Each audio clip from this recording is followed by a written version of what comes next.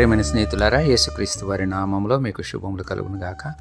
ఆదికాండం 13వ అధ్యాయం 6వ వచనం, 7వ వచనం, 8వ వచనము, 9వ వచనం చదువుతున్నాను, గమనించండి. వారు కలిసి నివసించుటకు ఆ ప్రదేశము చాలకపోయెను, ఎందుకనగా వారి ఆస్తి వారు కలిసి నివసించలేనంత విస్తారమై ఉండెను.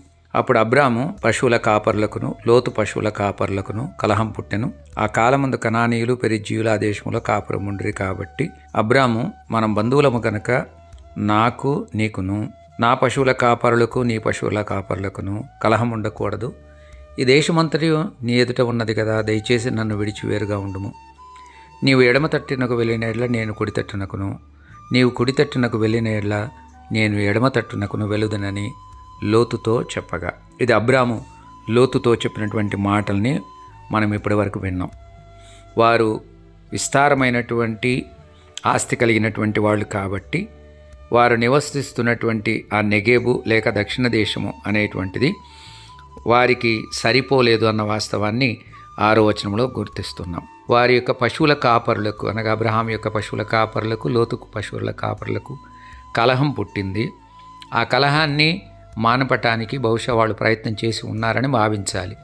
కానీ అబ్రాము లోతుతో అంటున్నాడు, నీకు నాకు కానివ్వండి, నీ పశువుల కాపరులకు నా పశువుల కాపరులకు కానీ మనకు సమాధానం ఉండాలి, కానీ కలహం ఉండకూడదు. కాబట్టి నన్ను విడిచి వేరుగా ఉండుమని అబ్రాము లోతుతో చెప్తున్నటువంటి మాటల్ని మనం గమనించాలి. అనగా సమాధానాన్ని కోరుకుంటున్నటువంటి పరిస్థితిని అబ్రాము జీవితంలో మనం చూస్తాం.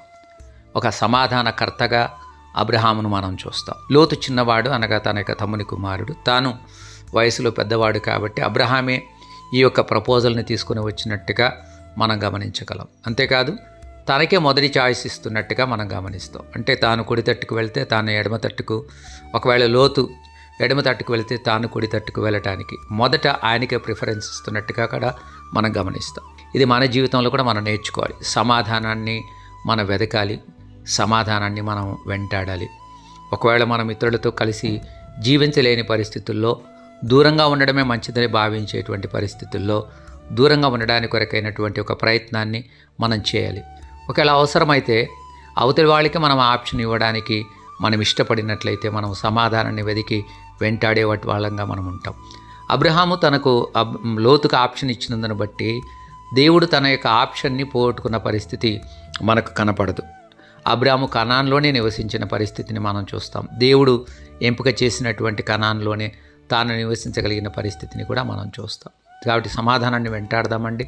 సమాధానం కొరకు ఒకవేళ మనమే కొంత ఖరీదు కట్టవలసి వస్తే ఆ ఖరీదు కట్టడానికి మనం ఇష్టపడదాం. ఇతరులకు ఒకవేళ ప్రిఫరెన్స్ ఇవ్వాల్సి వస్తే వారికి ఆ చాయిస్ని, ఆ ప్రిఫరెన్స్ని వాళ్ళకే ఇద్దాం. కానీ అది ఇచ్చినందును బట్టి మనం ఏదో పోగొట్టుకుందామన్న భావనలో నుండి మనం బయటికి రావాలి. దేవుడు మీ కొరకు నియమించినది మీ వద్దకు వస్తుందన్న వాస్తవాన్ని మీరు నమ్మండి. తద్వారా క్షేమాన్ని, జీవాన్ని మీరు కూడా పొందుకునేటువంటి పరిస్థితి ఉంటుంది.